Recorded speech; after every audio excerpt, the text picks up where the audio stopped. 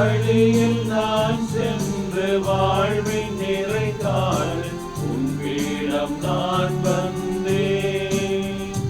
அந்த வழியில் நான் சென்று வாழ்வின் நிறை காண உன் பீடம் நான் வந்தேன். உந்தன் சந்நிதியில் சரணடைந்தேன். உந்தன் முன்னிலையில் தாழ்பணிந்தேன். உந்தன் பலியினில் நடந்திட நான் வந்தேன். அந்த பலியின் நிறைவில் நான் அடைந்தேன். உந்தன் சந்நிதியில் சரணடைந்தேன்.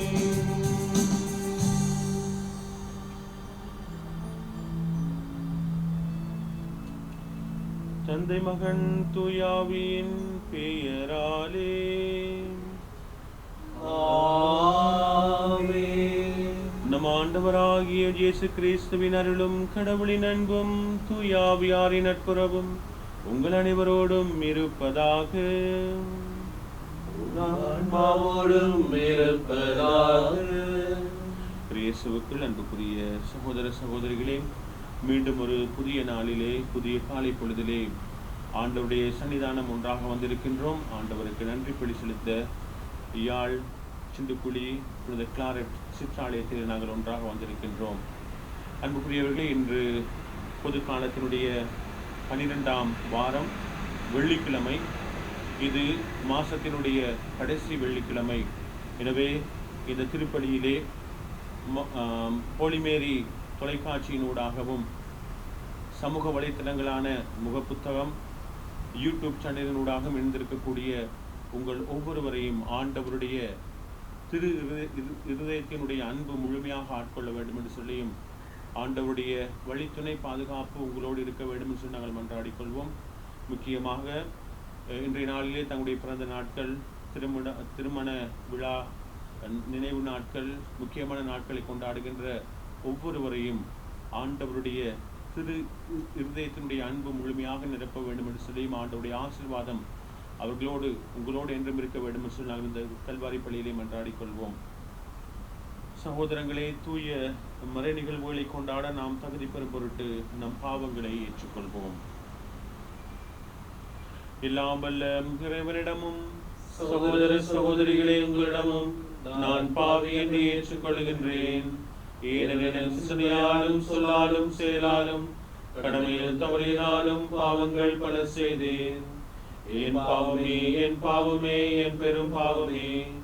ஆகையால் எப்பொழுதும் கன்னியான பரிசுத்த மரியாளையும் வானதூதர் புனிதரையும் சகோதர சகோதரிகளை உங்களையும் நம் இறைவனாகிய ஆண்டவரிடம் எனக்காக வேண்டிக் கொள்ள மன்றாடுகின்றேன். எல்லாம் வல்ல இறைவன் நம் மீது இரக்கம் வைத்து நம் பாவங்களை மன்னித்து நம்மை நிலை வாழ்வுக்கு அழைத்துச் செல்வாராக. ஆமென்.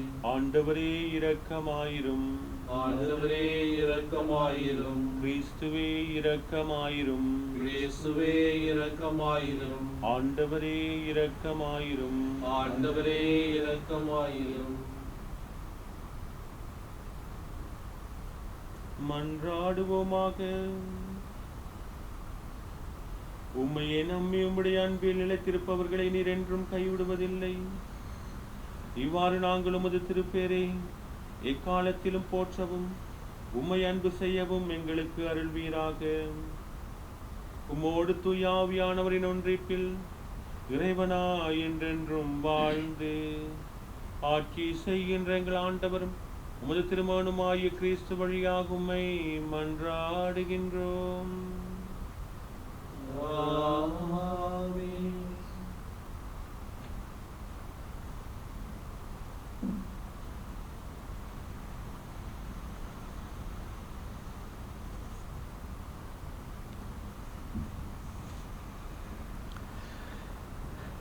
தொடக்க நூலிலிருந்து வாசகம்.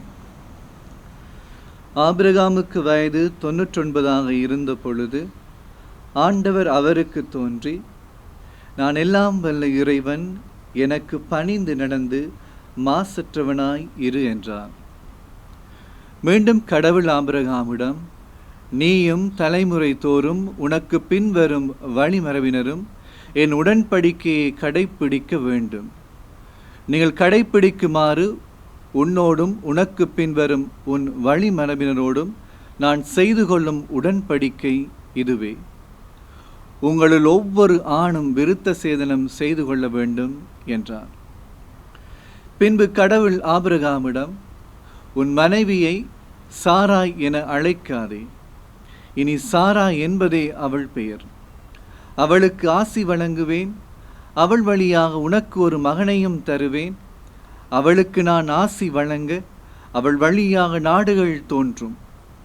மக்களினங்களுக்கு அரசர்களுக்கும் அவரிடமிருந்து உதிப்பர் என்றார். ஆபிரகாம் தாழ் பணிந்து வணங்கி நகைத்து, 100 வயதிலா எனக்கு குழந்தை பிறக்கும், 90 வயது சாராவா குழந்தை பெறப் போகின்றாள் என்று தமக்குள் சொல்லிக் கொண்டார். ஆபிரகாம் கடவுளிடம், உன் திருமுன் இஸ்மாயில் வாழ்ந்தாலே போதும் என்றார்.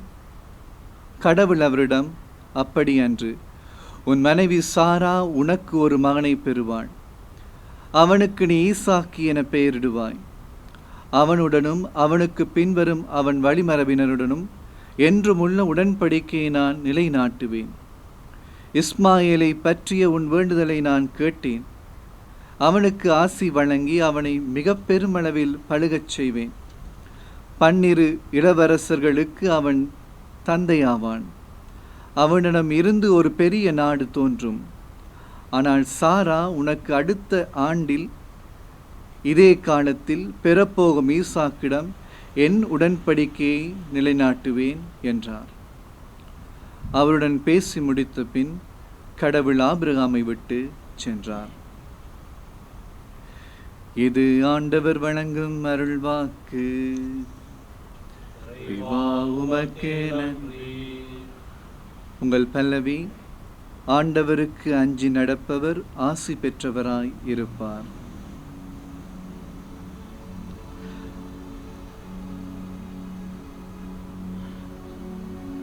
ஆண்டவருக்கு அஞ்சி நடப்பவர்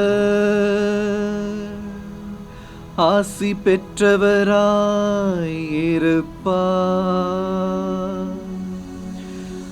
ஆண்டவருக்கு அஞ்சி நடப்பவர் ஆசி பெற்றவராய் இருப்பார். ஆண்டவருக்கு அஞ்சி அவர் வழிகளில் நடப்போர் பெறு பெற்றோர். உமது உழைப்பின் பயனை நீருண்பீர், நீர் நற்பெரும் நலமும் பெறுவீர்.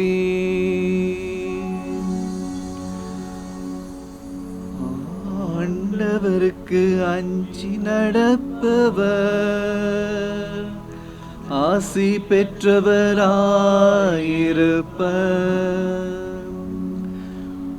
இல்லத்திலும் துணைவியர் கனிதரும் திராட்சை கொடி போல் இருப்பார். உண்ணும் இடத்திலும் பிள்ளைகள் ஒளிவக் கன்றுகளை போலும்மை சூழ்ந்திருப்பார். ஆண்டவருக்கு அஞ்சி நடப்பவர் ஆசி பெற்றவராயிருப்பார். ஆண்டவருக்கு அஞ்சி நடக்கும் ஆடவர் இத்தகைய ஆசி பெற்றவராயிருப்பார். ஆண்டவர் சீயோனிலிருந்து உனக்கு ஆசி வழங்குவாராக. உம் வாழ்நாள் எல்லாம் நீர் எருசலேமின் நல்வாழ்வை காணும்படி செய்வாராக. ஆண்டவருக்கு அஞ்சி நடப்பவர் ஆசி பெற்றவராயிருப்பர்.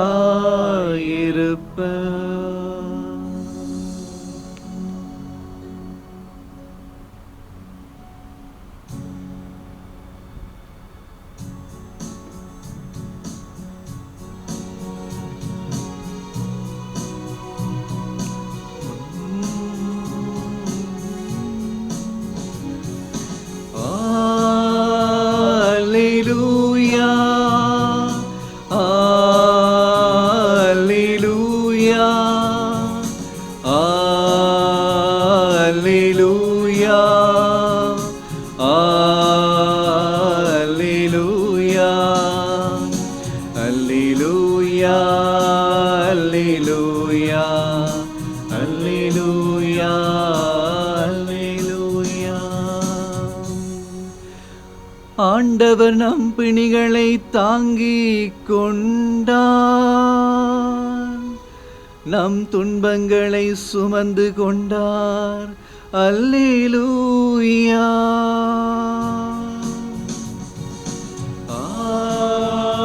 அல்லேலூயா. அல்லேலூயா. அல்லேலூயா. அல்லேலூயா. ஆண்டவர் உங்களோடு இருப்பாராக. ஆன்மாவோடும் இருப்பாராக. தூய மத்தேயு எழுதிய நற்செய்தியிலிருந்து வாசகம். ஆண்டவரே மாட்சி உமக்கே. மத்தேயு நற்செய்தி அதிகாரம் 8 திருவசனங்கள் 1 தொடக்கம் 4 வரை. அக்காலத்தில் இயேசு மலையிலிருந்து இறங்கிய பின் பெருந்திரளான மக்கள் அவரை பின்தொடர்ந்தார்கள். அப்பொழுது தொழுநோயாளர் ஒருவர் வந்து அவரை பணிந்து, ஐயா, நீர் விரும்பினால் எனது நோயை நீக்க உம்மால் முடியும் என்றார். இயேசு தமது கையை நீட்டி அவரை தொட்டு, நான் விரும்புகின்றேன், உமது நோய் நீங்குக என்று சொன்னார். உடனே அவரது தொழுநோய் நீங்கியது. இயேசு அவரிடம், இதை எவருக்கும் சொல்ல வேண்டாம், கவனமாயிரும். ஆனால் நீர் போய் உம்மை குருவிடம் காட்டி மோசே கட்டளையிட்டுள்ள காணிக்கையை செலுத்தும், நீர் நலமடைந்துள்ளீர் என்பதற்கு அது சான்றாகும் என்றார். இது வாழ்வு தரும் கிறிஸ்துவின் நற்செய்தி. இயேசுவே உமக்கு புகழ். இயேசுவுக்குள் அன்புக்குரிய சகோதர சகோதரிகளே, இன்றைய நாட்களிலே 2020 ஆண்டு நடக்க வேண்டிய ஐரோப்பிய கிண்ண கால்பந்தாட்டு போட்டிகள் இந்த ஆண்டு ஐரோப்பாவினுடைய பல நகரங்களிலே நடைபெற்று கொண்டிருப்பதை நாங்கள் கேட்டுக்கொண்டிருக்கின்றோம். கால்பந்தாட்டு ரசிகர்கள் பார்த்து கொண்டிருப்பீர்கள். இந்த தொடரிலே பல சுவாரஸ்யமான சம்பவங்கள், நிகழ்வுகள், இது முதலாவது சுற்றிலேயே பல சுவாரஸ்யமான சம்பவங்களை நாங்கள் பார்த்திருக்கலாம். ஆனால் உலகத்தை கவர்ந்த ஒரு சம்பவம், ஒரு நிகழ்வு கடந்த வாரம் நடைபெற்றதை நாங்கள் மறந்துவிடக்கூடாது. தெரியும், கடந்த 15ஆம் தேதி போர்த்துகல் நாட்டுக்கும் ஹங்கேரி நாட்டுக்கும் இடையிலான அந்த கால்பந்தாட்ட போட்டி, அந்த போட்டியின் பின்பு நடந்த செய்தியாளர் மகநாடு. அந்த மகநாட்டில் வந்து போர்த்துகல் நாட்டு கால்பந்தாட்ட அணியினுடைய தலைவரும் உலகத்தினுடைய மிகச்சிறந்த கால்பந்தாட்ட வீரராக இன்று கருதப்படுகின்ற கிறிஸ்டியானோ ரொனால்டோ அவரை பேட்டி எடுப்பதற்கான ஒரு நிகழ்வு. அந்த நிகழ்வு உலகத்தினுடைய கவனத்தை ஈர்த்த ஒரு சம்பவமாக இருப்பதற்கு காரணம் என்னவென்று சொன்னால், உங்களுக்கு தெரியும், அதை பார்த்தவர்களுக்கு தெரியும், அந்த பேட்டிக்கு முன்பு, அவருக்கு முன்பு அவருடைய வலதுபுறம் 2 கொக்கோகோலா குளிர்பான அந்த பான போத்தல்கள் வைக்கப்பட்டிருக்கின்றன. பிறகு அவருக்கு கீழே ஒரு தண்ணி போத்தல். அவர் அந்த செய்தியாளர் மகநாட்டை இந்த உலகமே பார்த்து கொண்டிருக்கின்றது. உலகத்தினுடைய தலைச்சிறந்த அந்த கால்பந்தாட்ட வீரர் அவருடைய வார்த்தையை கேட்பதற்காக. ஆனால் பாருங்கள், அவர் தன்னுடைய அந்த பேட்டியை தொடங்குவதற்கு முன்பு அந்த 2 கொக்கோகோலா போத்தலையும் எடுக்கின்றார். முன்னே இருக்கக்கூடிய கேமராவுக்கு அதை காட்டிட்டு அதை கீழே வைக்கிறார். வச்சுட்டு தண்ணி போத்தல் அதை எடுத்துட்டு காட்டிட்டு சொல்வார், வாட்டர், தண்ணி. அப்படி அர்த்தம் என்னவென்று சொன்னால், இந்த குளிர்பானங்கள் எங்களுக்கு தேவையில்லை, அது எங்களுக்கு பாதுகாப்பு இல்லை, தண்ணீர் குடியுங்கள், இதுவே நலமானது. அந்த ஒரு வார்த்தை. அன்புக்குரியவர்களே, அந்த விளையாட்டு வீரனுடைய அந்த ஒரு வார்த்தை, தண்ணீர் என்ற அந்த வார்த்தையினூடாக அவர் சொல்ல வந்த செய்தி உலகத்தினுடைய கவனத்தை இருக்கின்றது. அது மட்டுமல்ல, உலகத்தினுடைய பொருளாதாரத்தில் மிகப்பெரிய மாற்றத்தை ஏற்படுத்தியது தான் மிகப்பெரிய ஆச்சரியம் என்று சொன்னால் மிகையாக அன்புக்குரிய சகோதர சகோதரிகளே. சொன்னார்கள் என்னவென்று சொன்னால், அந்த வார்த்தை, அந்த நிகழ்வுக்கு பிறகு கொக்கோகோலா நிறுவனம் அந்த 4-5 மணி நேரங்களில் கிட்டத்தட்ட 4 பில்லியன் அமெரிக்க டாலர்களை இழந்ததாம். அதனுடைய பங்கு சந்தையில் மிகப்பெரிய வீழ்ச்சி வருகின்றது. ஒரு நாளைக்கு கிட்டத்தட்ட 242 மில்லியன் அமெரிக்க டாலர் ஆக இருக்கக்கூடிய அதனுடைய பங்குச்சந்தை 238 அமெரிக்க டாலர் பில்லியனாக சரிவடைகின்றது. அப்போ 4 பில்லியன் சொல்லுகின்ற பொழுது இலங்கை ரூபாய் மதிப்பீடில் கிட்டத்தட்ட 75,000-80,000 கோடி ரூபாய். கற்பனை பண்ணி பார்க்க முடியாத அன்புக்குரியவர்களே. நான் சொல்ல வருகின்ற விடயம் என்னவென்று சொன்னால், அந்த ஒரு வார்த்தை, ஒரு மனிதனுடைய வார்த்தை, ஒரு விளையாட்டு வீரனுடைய அந்த வார்த்தை இவ்வளவு பெரிய தாக்கத்தை ஏற்படுத்தும் என்று சொன்னால், எங்களை படைத்த கடவுளுடைய வார்த்தை, இந்த உலகத்தை படைத்த கடவுளுடைய வார்த்தை, இந்த பிரபஞ்சத்தை ஆண்டு நடத்துகின்ற அந்த இறைவனுடைய வார்த்தைக்கு எந்த அளவுக்கு வல்லமை இருக்கின்றது, எந்த அளவுக்கு சக்தி இருக்கின்றது என்பதை நாங்கள் மறந்துவிடக்கூடாது அன்புக்குரியவர்களே. இன்றைய நாள் வாசகங்கள் இறை வார்த்தையினுடைய வல்லமையை எங்களுக்கு சொல்லி நிற்பதை நாங்கள் பார்க்கின்றோம். முக்கியமாக இந்த நாட்களிலே, இந்த வாரங்களிலே நாங்கள் வாசிக்கின்ற முதலாவது வாசகம், விவிலியத்தின் அடிப்படையில் முதலாவது வரலாற்று மனிதன் என்று சொல்லக்கூடிய ஆபிரகாமினுடைய வரலாறை நாங்கள் வாசிக்கின்றோம். அவருடைய வாழ்வை நாங்கள் பார்க்கின்ற பொழுது முழுக்க முழுக்க அந்த மனிதன் இறைவனுடைய வார்த்தையில் எந்த அளவுக்கு நம்பிக்கை வைத்தார். கண்ணுக்கு தெரியாத கடவுள். நாங்கள் கடந்த திங்கட்கிழமை தான் தொடக்க நூல் 12வது அதிகாரத்திலிருந்து ஆபிரகாம் என்று அழைக்கப்பட்ட அந்த மனிதனுடைய வாழ்வை நாங்கள் வாசிக்க தொடங்கினோம், தியானிக்க தொடங்கினோம். பாருங்கள், அதில் ஆண்டவர் சொல்லுவார், ஆண்டவர் ஆபிரகாம் என்ற அந்த சாதாரண மனிதனை பார்த்து சொல்லுவார், உன் நாட்டிலிருந்தும் உன் இனத்தவரிடமிருந்தும் உன் தந்தை வீட்டிலிருந்தும் புறப்பட்டு நான் உனக்கு காண்பிக்கும் நாட்டிற்கு செல், உன்னை பெரிய இனமாக்குவேன் என்ற அந்த வார்த்தை. பாருங்கள், ஆபிரகாமுக்கு கடவுள் என்றால் யார், அவருக்கு என்ன பெயர், அவர் எப்படி இருப்பார் என்று யாரும் அவருக்கு சொல்லியிருக்க மாட்டார்கள். அவருக்கு விளங்கப்படுத்துவதற்கு, கடவுளை பற்றிய அந்த தன்மையை கொடுப்பதற்கு நிச்சயமாக யாரும் இல்லை. முதலாக இறை வார்த்தையை கேட்கின்றார். உனது தந்தை, பாருங்கள், ஒரு குடும்ப தலைவனுடைய வழிநடத்துதலிலே, ஆணாதிக்க மிகுந்த கூட்டு குடும்ப வாழ்விலே வாழ்ந்திருக்கக்கூடிய அந்த சூழலிலே அவர் சொல்லுகின்றார், கடவுளுடைய வார்த்தை, உன் தந்தை, உனது இனம், உனது நாட்டை விட்டு நான் சொல்லும் இடத்துக்கு போ என்று சொல்லுகின்ற பொழுது அவர் அப்படியே அதை நம்புகின்றார். கடவுளுடைய வார்த்தைக்கு அவர் செவிமெடுத்து பயணிக்கின்ற ஒரு மனிதனாக இருப்பதை நாங்கள் பார்க்கின்றோம். அன்புக்குரிய சகோதர சகோதரிகளே, ஆண்டவருடைய வார்த்தையினுடைய வல்லமையில் அவர் நம்பிக்கை வைக்கின்றார். ஆபிரகாமாக இருந்தவர் ஆபிரகாமாக ஒரு மிகப்பெரிய இனத்தினுடைய தந்தையாக, எங்களுடைய வரலாற்று மீட்பின் வரலாற்றை நாங்கள் பின்னோக்கி பார்க்கின்ற பொழுது எங்களுடைய வரலாற்றினுடைய தந்தையாக மாற்றம் அடைவதற்கு காரணம், ஆபிரகாம் என்ற சாதாரண மனிதன் ஆபிரகாமாக மாற்றம் அடைவதற்கு காரணம் இறைவார்த்தையில் அவர் வைத்த நம்பிக்கை என்று சொன்னால் அது மிகையாக அன்புக்குரிய சகோதர சகோதரிகளே. இன்றைய முதலாவது வாசகத்தில் நாங்கள் பார்க்கின்றோம், அவருக்கு 99 வயது. அவருக்கு கடவுள் மீண்டும் அவருடைய ஆண்டவருடைய வார்த்தை போகின்றது. அவர் சொல்லுகின்றார், உனக்கு நான் ஒரு மகனை கொடுப்பேன், ஒரு மிகப்பெரிய இனமாக மாற்றுவேன் என்று சொல்லுகின்ற பொழுது பாருங்கள், மனித கண்ணோட்டத்தில், மருத்துவ கண்ணோட்டத்தில், விஞ்ஞான கண்ணோட்டத்தில் நிச்சயமாக ஏற்றுக்கொள்ள முடியாது.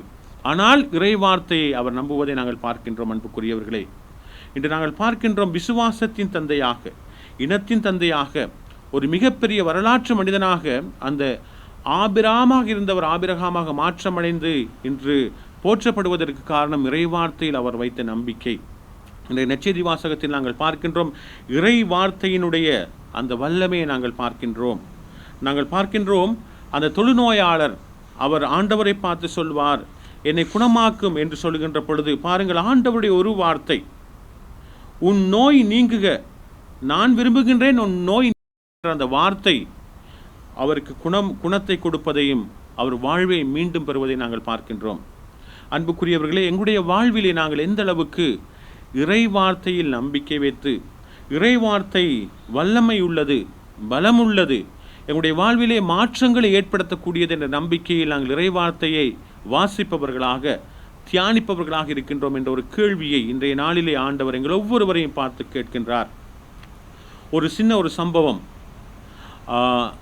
ஆஸ்திரேலியாவில் இருக்கக்கூடிய மெல்போர்ன் நகர், அந்த இடத்திலே வாழுகின்ற ஒரு அரச குடும்பம், OH குடும்பம் என்று சொல்வார்கள். அந்த OH குடும்பத்தினுடைய வாழ்வில் நடந்த ஒரு சம்பவம் 1980களிலே அந்த OH குடும்பத்தினுடைய ஒரு தம்பதியினருக்கு குழந்தை பிறக்கப் போகின்றது. அரச குடும்பம், மிகவும் பிரபல்யமான குடும்பம். குழந்தை பிறக்கின்ற நாள் வர வர அந்த தம்பதியினருக்கும் குடும்பத்தினருக்கும் மிகப்பெரிய மகிழ்ச்சி. என்னவென்று சொன்னால், குழந்தை வரப்போகின்றது, அழகாக கொழு கொழு என்று இருக்கும், நல்ல சுகதேகியாக குழந்தை இருக்கும் என்ற மிகப்பெரிய எதிர்பார்ப்போடு இருக்கின்றார்கள். ஆனால் என்ன ஆச்சரியம், ஒரு ஏமாற்றம். குழந்தை பிறக்கின்றது, பார்த்தால் குழந்தைக்கு ஒரு இனம் புரியாத நோய். அந்த குழந்தைக்கு கையும் இல்லை, காலும் இல்லை, பார்ப்பதற்கு அருவருப்பான தோற்றம். அவருடைய பெற்றோர்கள் அதை பார்க்க மறுக்கின்றார்கள். தாய் உடனடியாக சொல்கின்றார் கணவரிடம், இந்த குழந்தையை நாங்கள் ஒரு இடத்துல கொண்டு விட்டுருவோம், அனான இடத்துல கொண்டு விட்டுருவோம். ஏனென்று சொன்னால் இந்த குழந்தையை பார்ப்பதற்கே அருவருப்பாக இருக்கின்றது, எனக்கு வாந்தி வருவதை போல் இருக்கின்றது என்று கூறுவதாக வரலாறு கூறுகின்றது. ஆனால் அந்த OH அந்த குடும்ப தலைவன் சொல்கின்றார், ஏன் கடவுள் இந்த குழந்தையை எங்களுக்கு தர வேண்டும், ஏதாவது ஒரு காரணம் இருக்கும், ஆகவே குழந்தையை நாங்கள் வளர்ப்போம் என்று ஒரு முடிவோடு அவர்கள் குழந்தையை வளர்க்க தொடங்குகிறார்கள். அந்த குழந்தைக்கு நிக்கலஸ் என்ற பெயர் விடுகிறார்கள்.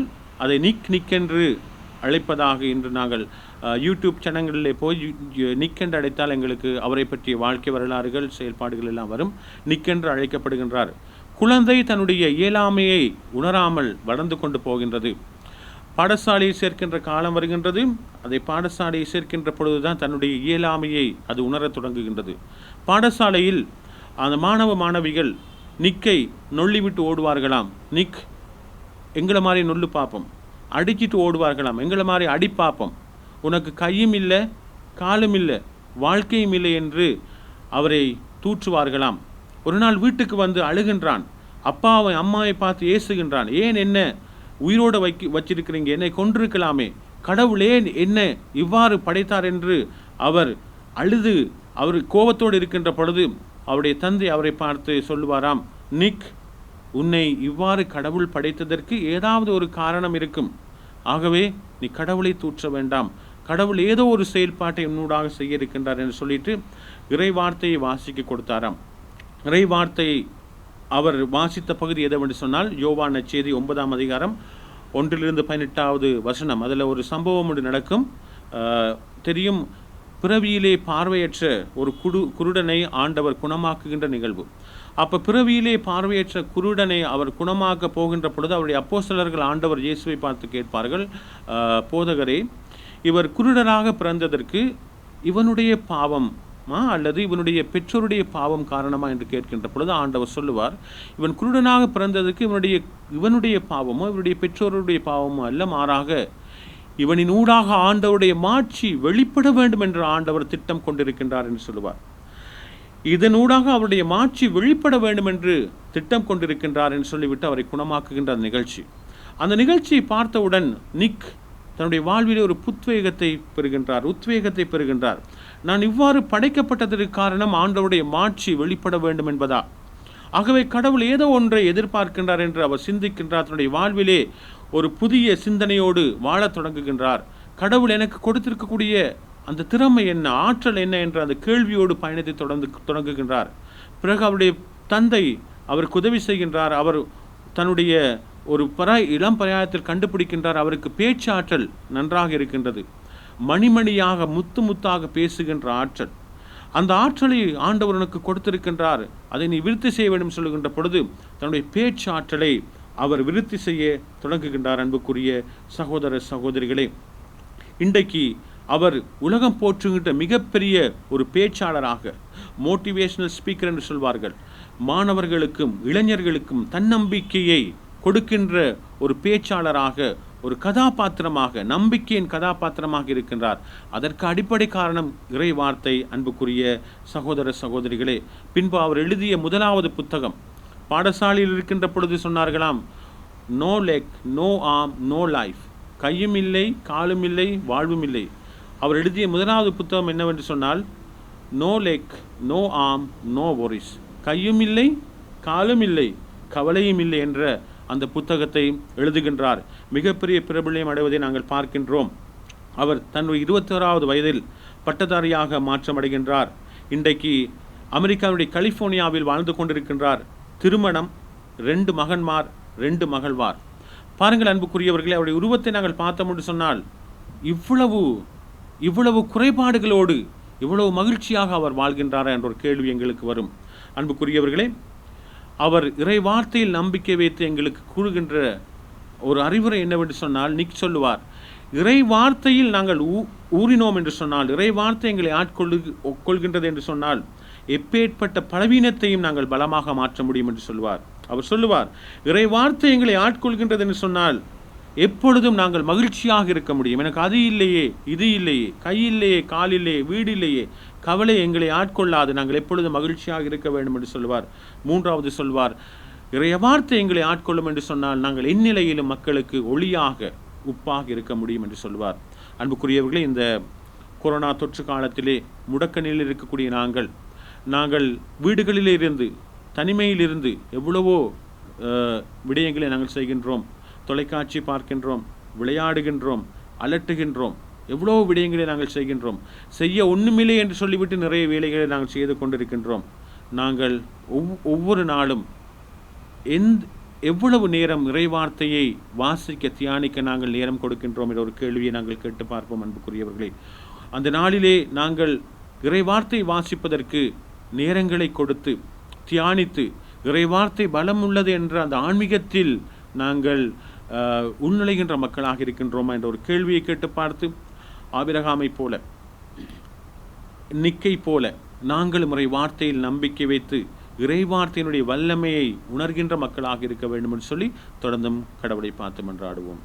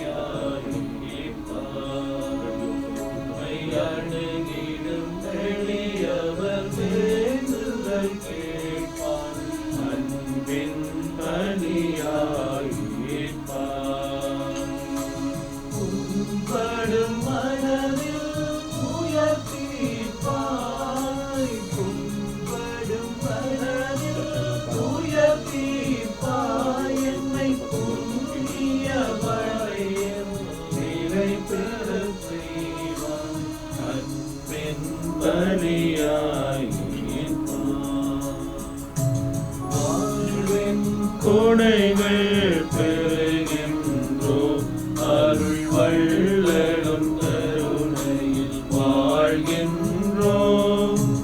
வாழ்வின் கொடைகள் பெறுகின்றோம், அருள் வள்ளலும் கருணையில் வாழ்கின்றோம். முழு முதல் தலைவாய் இறங்குகின்றோம், முழு முதல் தலைவாய் இறங்குகின்றோம். எம்மை திருப்பலி பொருளாய் தருகின்றோம், அன்பின் பணியாய் அழுகிடும் வெளியவர் வேண்டுதல் கேட்பாய், அன்பின் பணியாய்.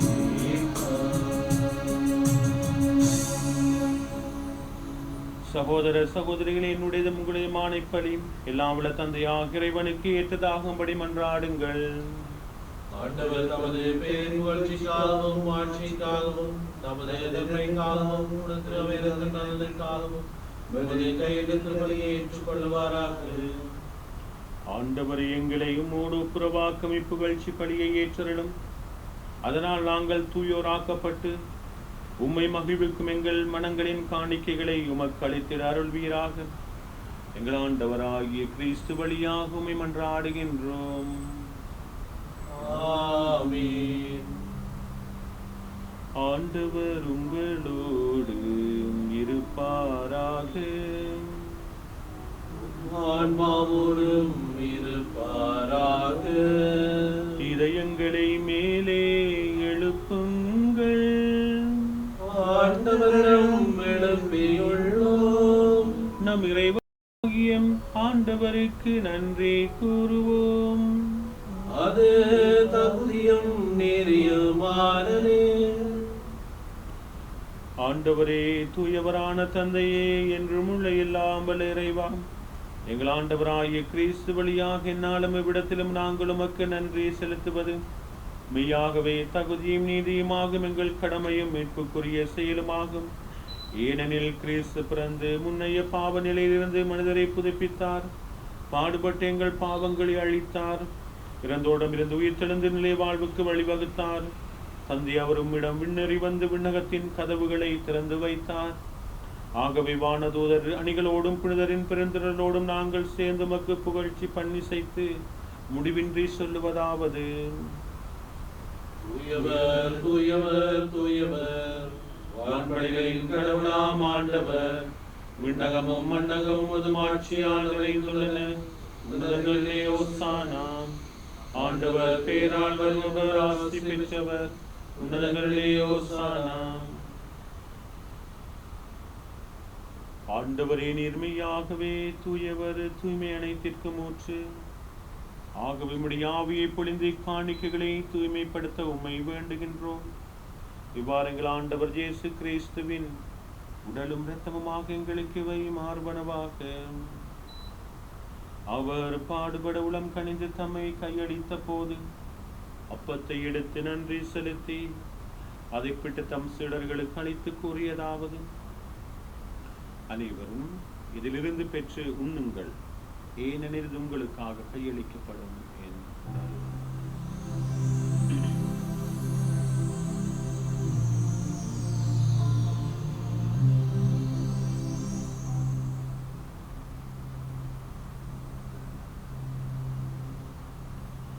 அவ்வண்ணமே இரவு விருந்து அருந்திய பின் கிண்ணத்தையும் எடுத்து மீண்டும் உமக்கு நன்றி கூறி தம் சீடர்களுக்கு அளித்து அவர் கூறியதாவது: அனைவரும் இதிலிருந்து பெற்று பருகுங்கள், ஏனெனில் இது புதிய நிலையான உடன்படிக்கைக்குரிய இரத்தத்தின் கிண்ணம். இது பாவ மன்னிப்புக்கென்று உங்களுக்காகவும் பலருக்காகவும் சிந்தப்படும். இதை நினைவாகச் செய்யுங்கள்.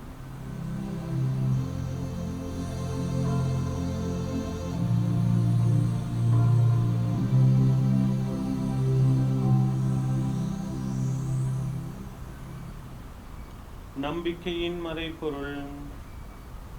ஆண்டவரே, நீர் வருமளவும் உமது இறப்பினை அறிக்கையிடுகின்றோம், உமது உயிர்ப்பினையும் எடுத்துரைக்கின்றோம்.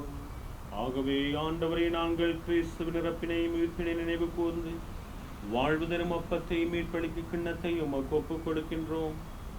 தினம் நின்று உமக்கு ஊழியம் புரிய தகுந்தவர்கள் எங்களை ஏற்றுக்கொண்டு எனவே உமக்கு நன்றி செலுத்துகின்றோம்.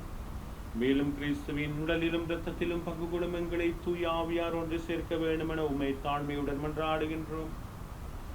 ஆண்டவரே, உலகெங்கும் பரவி இருக்கும் அது திரு அவை நினைவு கூந்தலும் எங்களுடைய திரு தந்தை பிரான்சிஸ், எங்களுடைய ஆயர் ஜஸ்டின் பெர்னார்ட் ஞான பிரகாசம், எல்லா திருநிலையராகிய அனைவரோடும் அது திரு அவை அன்பில் நிறைவு பெற செய்தலும். மேலும் உயிர்த்தலும் அது நோக்குடன் துயில் கொள்ளும் எங்கள் சகோதர சகோதரிகளையும் இறந்தோர் அனைவரையும் இரக்கத்துடன் நினைவு கூர்ந்து முது திருமகோடியின் உழைச்சலும் எங்கள் அனைவர் மீதும் இரக்கமாயிரும். கடவுளின் கன்னித்தாயான புனித மரியா, அவருடைய கணவரான புனித ஜோசேப்பு, புனித திருத்தூதர்கள், புனித ஜோசேபாஸ், புனித அந்தனி மரிய கிளாரட் மற்றும் இவ்விடையிலும் உட்கொண்டவராயிருந்தோர் ஆகிய புனிதர் அனைவரிடமும் நாங்கள் நிலை வாழ்வில் பங்கு கொள்ளும் தகுதி பெற்று திருமகன் இயேசு கிறிஸ்து வழியாக உம்மை புகழ்ந்தேத்தும் வரமருள உம்மை மன்றாடுகின்றோம்.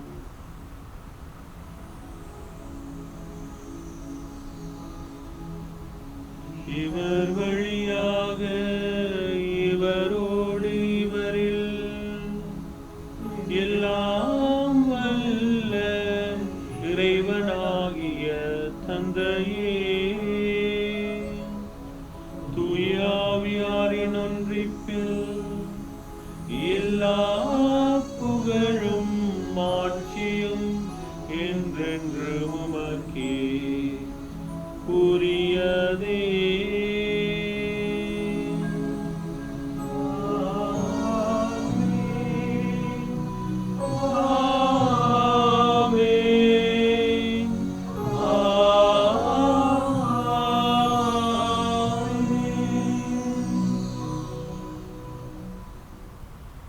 மீட்பரின் கட்டளையால் கற்பிக்கப்பட்டு இறைப்படிப்பினையால் பயிற்சி பெற்று நாம் துணிந்து சொல்லுவோம்.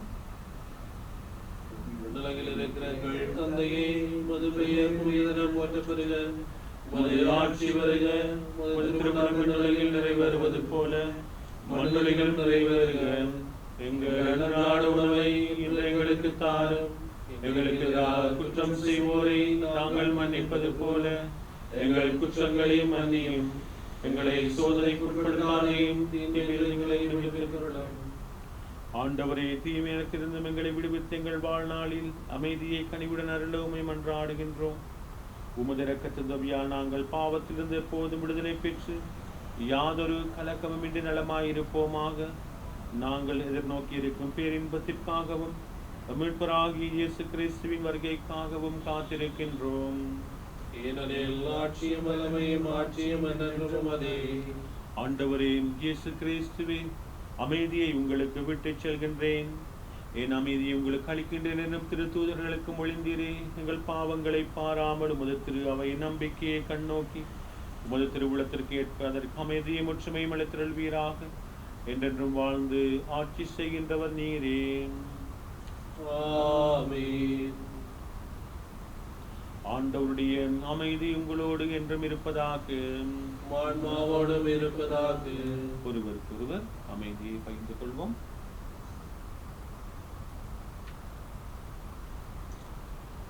உலகின் பாவங்களை போக்கும் இறைவனின் செம்மறியே, எங்கள் மேல் இரக்கமாயிரும். உலகின் பாவங்களை போக்கும் இறைவனின் செம்மறியே, எங்கள் மேல் இரக்கமாயிரும். உலகின் பாவங்களை போக்கும் இறைவனின் செம்மறியே, எங்களுக்கு அமைதியை அளித்தருளும்.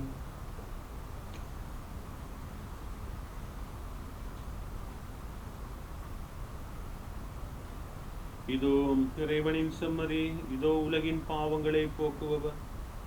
செம்மறியின் விருந்துக்கு அழைக்க பெற்றோர் பேறு பெற்றோர்.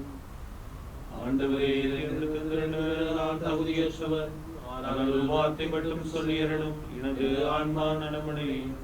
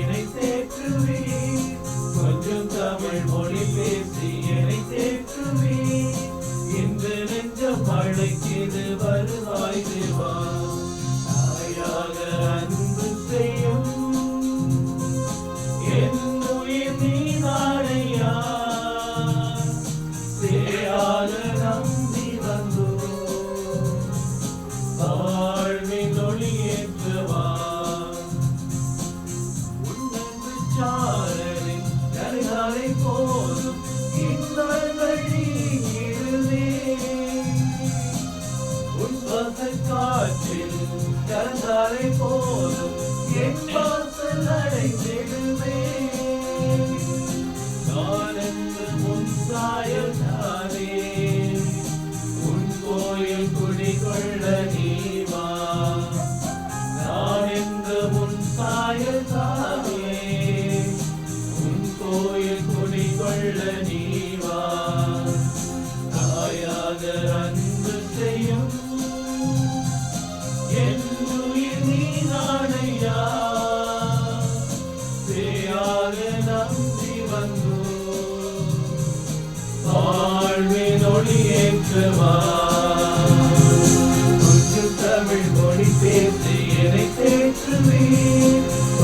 தமிழ் மொழி பேசியே கேட்குமே நெஞ்ச வாழ்க்கைக்கு வருவாய் தேவா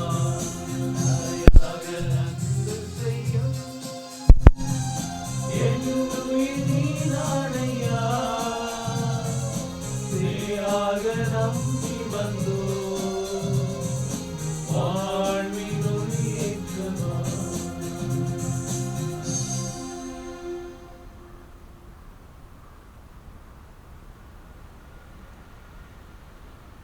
நல்லாயன் நானே என் நாடுகளுக்காக எனது உயிரை கொடுக்கின்றேன் என்கின்றார் ஆண்டவர். நன்றி கூறி மன்றாடுவோம். ஆண்டவரையும் திருமகனின் உயர் மதிப்புள்ள உடலாலும் இரத்தத்தாலும் ஊட்டம் பெற்று புதுப்பிக்கப்பட்ட நாங்கள் உமது கனிவை கெஞ்சி கேட்கின்றோம். இறைப்பற்றுடன் நாங்கள் அடிக்கடி நிறைவேற்றும் இப்பலியின் பயனாக எங்கள் மீட்பை உறுதியாக கண்டடைய செய்வீராக. எங்கள் ஆண்டவராகிய கிறிஸ்து வழியாக உம்மை மன்றாடுகின்றோம். ஆமென். ஆண்டவர் உங்களோடும் இருப்பாராக. வாழ்வாவோடும் இருப்பதாக. எல்லாம் வல்ல இறைவன் தந்தை மகன் தூய ஆவியார் நம் ஒவ்வொருவரையும் நிறைவாக ஆசீர்வதிப்பாராக. ஆமென். கிறிஸ்துவுக்கு பணிபுரிந்து வாழ சென்று வாழ்வோம். திருப்பலி நிறைவேறிற்று. இறைவனுக்கு நன்றி.